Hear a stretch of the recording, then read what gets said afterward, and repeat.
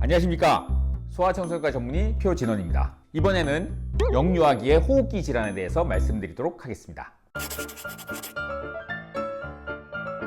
부비동염은 흔히 축농증 이렇게 알고 계시는 분들이 많은데, 축농증이라고 하는 것은 잘못된 용어입니다. 축농증은 농이 차 있다, 고름이 차 있다는 걸 의미하는 용어고, 그건 사실 우리 몸에 어디든 농이 차 있으면 축농증이라고 부를 수가 있어요. 그러니까 축농증이라고 하는 거는 더 이상 정확한 용어가 아니니까 그건 이제 머릿속에서 지워버리시고 부비동염이다 라고 기억을 해 두시면 됩니다. 우리가 부비동이라고 하는 데는, 우리가 이렇게 저 사진을 보시면 이 뼈 속에 이 공간이 있어요. 요 미간 사이에도 있고, 요 광대뼈 속에도 있고, 코 주변에도 이런 공간이 있습니다. 이걸 이제 부비동이라고 하는데, 중이와 마찬가지로 여기도 이제 뼈로 둘러싸인 이제 폐쇄된 공간이기 때문에, 이게 완전히 폐쇄가 돼 있으면 이제 여기에 이제 물도 차고 감염이 될 수 있죠. 그래서 항상 신선한 공기로 환기가 돼야 됩니다. 코로 이렇게 숨을 들이마시면 이 중위 쪽도 환기가 되고, 이 부비동으로도 다 공기가 이제 이렇게 환기가 되게 돼 있습니다. 그런데 부비동에 염증이 생겨서 고름이 차면 부비동에 염증이 생겼다. 그래서 이제 이걸 부비동염이라고 부릅니다. 코 주변의 부비동 중에 하나 또는 그 이상 여러 군데 부비동에 이제 염증이 생기는 걸 부비동염이라고 하죠. 부비동염은 보통 만 2세 넘은 아이들한테 잘 발병합니다. 우리 애는 뭐 6개월짜리인데 부비동염이라 그랬는데요? 그건 잘못된 얘기죠. 왜 그러냐면 만 2돌 이전에는 부비동이 발달이 잘 안 돼요. 그래서 부비동이 조그매요. 조그마거나 없는 부비동도 있고, 이게 크면서 이 부비동이 점점 형성이 되는 거거든요. 그러니까 어린아이들한테는 부비동염이 잘 안 생기죠. 보통은 부비동이 어느 정도 발달한 이후 만 2세가 넘는 아이들한테 감기나 알레르기성 비염 같이 코에 염증이 생겼을 때 그 합병증으로 오는 게 부비동염이다, 이렇게 생각하시면 됩니다. 그리고 이 코에서 이 부비동 쪽으로 이제 균이 넘어가잖아요. 아주 좁은 터널이기 때문에 균이 막 쉽게 거기 갈 수는 없어요. 근데 이제 코를 세게 풀거나 코를 계속 킁킁거리거나 이러면 이 양압이 이 부비동 쪽으로 확 걸리게 되죠. 그러면 이제 코에 있던 박테리아가 쉽게 부비동 쪽으로 넘어가게 됩니다. 이 부비동은 박테리아가 서식하기 좋은 환경이기 때문에 넘어가면은 바로 염증이 생기게 되죠. 그래서 코를 세게 풀거나 킁킁거리는 습관이 부비동염을 만들 수 있다라는 것을 기억해 두시기 바랍니다. 이 부비동에 이 고름이 차 있으니까 어떻습니까? 이 고름이 거기만 차 있는 게 아니라 지속적으로 이렇게 조금씩 코로 나오겠죠. 조금 있으면 뭐 안 나오겠지만, 이렇게 많이 차 있으면 이 고름이 또 코 쪽으로 이렇게 슬금슬금 나온단 말이에요. 그러니까 이 고름이 코로 나왔다가 너무 찐득한 고름이니까 어떻습니까? 밖으로 나오지 못하고 뒤로 이렇게 넘어가서 걸리죠. 목을 계속 자극을 하니까 이제 기침이 계속 나오게 되는데, 그게 이제 밤낮이 구별이 없습니다. 보통 감기는 열흘에서 2주 이내에 다 소실이 되는 게 보통이잖아요. 근데 열흘 정도면은 감기가 끝나야 되는데 열흘 이상 지속이 된다? 그런 경우에는 우리가 감기가 아니라 감기 합병증을 의심해 볼 수 있는 겁니다.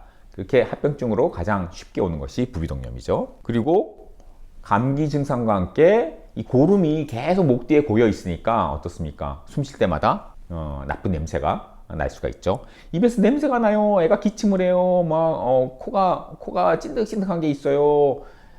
그런 경우에 이렇게 들여다보면 고름이 이렇게 목 뒤로 넘어가 있고, 그런 경우에 우리가 이런 부비동염을 의심할 수가 있어요. 그리고 부비동이 또 이 눈 주변에도 있기 때문에 이 부비동에 염증이 있으면 이른 아침에 눈이 막 부어 있을 수도 있습니다. 그리고 부비동이 이렇게 머리뼈 속에 있는 동굴 속에 염증이 생기는 거니까 두통이 있을 수 있죠. 이쪽 이제 미간에 있는 부비동에 염증이 생기면 머리 앞쪽에 두통이 있을 수 있고, 또 광대 쪽에 염증이 있으면 이쪽에 이제 광대 쪽에 통증이 있을 수도 있고, 그 부비동이 있는 부위에 염증이 있는 부위에 통증이 있을 수가 있습니다. 그리고 부비동염이 눈으로 번질 수도 있어요. 그래서 이 부비동의 염증이 이렇게 부비동 속에만 있는 게 아니라 고름이 주변으로 좀 퍼져서 이 눈 주변의 피부 쪽에 염증을 일으킬 수도 있어요. 그래서 눈 주변에 그 봉소염이 생기면 굉장히 위험할 수 있습니다. 눈에까지 이렇게 박테리아가 들어가서 염증이 생기면 큰일 나기 때문에 빨리 소아청소년과에 와서 확인을 해서 빨리 치료를 해야 됩니다.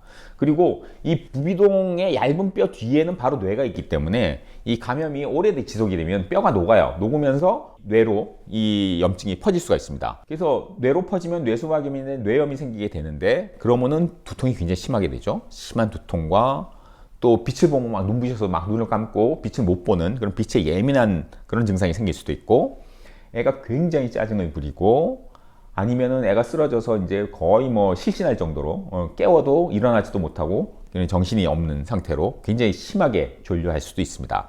이런 경우에는 시급하게 소아청소년과에 방문을 해야 돼요. 그래서 심한 경우에는 빨리 입원을 해서 주사로 항생제를 맞아야 될 정도로 아주 심한 합병증이 생길 수 있다는 것을 꼭 기억해 두셔야 합니다.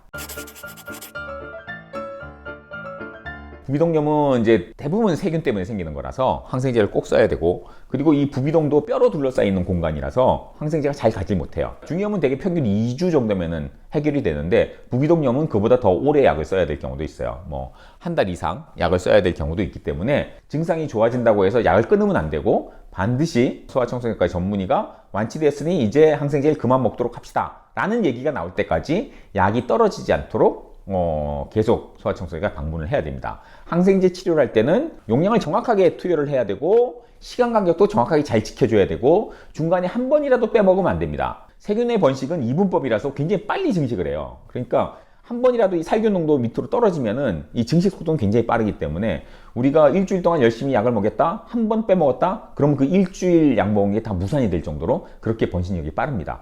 그러니까 항생제 치료를 할 때는 절대로 임의적으로 약 용량을 조절하거나 시간 간격을 조절하거나 약을 빼먹으면 안 된다. 그리고 임의로 증상이 좋아졌다고 해서 약을 중단하면 안 된다라는 것을 꼭 기억해 두시기 바랍니다. 그리고 우리가 굳이 그 부비동에다가 바늘을 꽂아서 고름을 채취해서 세균 배양 검사를 해서 어떤 세균인지를 밝혀낸 다음에 항생제 감수성 검사를 해서 맞는 항생제를 쓴다, 이게 정도긴 하지만 우리나라에서 평균적으로 이 연령대 아이가 부비동염에 걸렸을 때 어떤 균이 주로 이걸 많이 일으키고, 이 균을 죽이기 위해서는 어떤 항생제가 가장 효과적이다 라는 걸 우리가 알고 있기 때문에 그런 경험적으로 항생제를 쓰게 됩니다. 보통은 효과적인 항생제를 쓴다면 이틀에서 4일 정도 지나면 증상이 좋아지게 돼 있어요. 근데 증상이 전혀 좋아지지 않아. 계속 기침이 심하고 코도 막히고 고름이 줄줄 뒤로 넘어가고 뭐 하는 그런 부비동염의 증상이 전혀 호전이 없다, 내지는 더 심해졌다,